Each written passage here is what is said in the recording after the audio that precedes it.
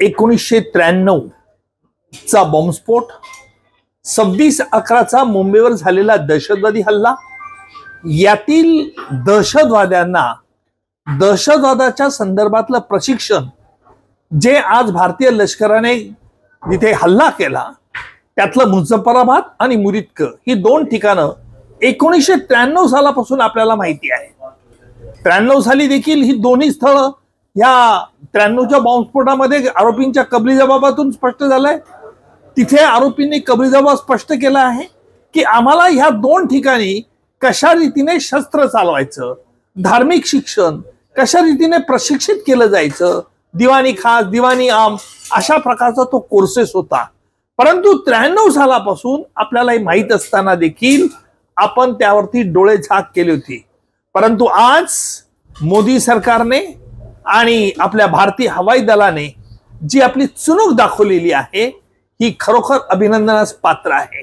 म्हणून मी पंतप्रधान मोदीजी आणि त्यांचे सर्व सहकारी आणि त्याचप्रमाणे भारतीय लष्कराचं खास अभिनंदन करेन.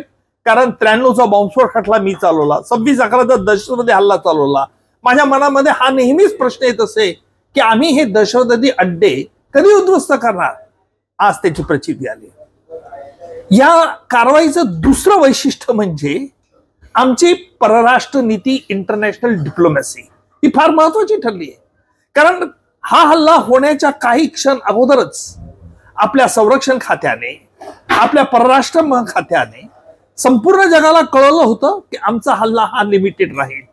पण या हल्ल्याला प्रत्युत्तर म्हणून जर पाकिस्तानने आमची आगळीक केली तर पाकिस्तानचं खैर आम्ही सोडणार नाही.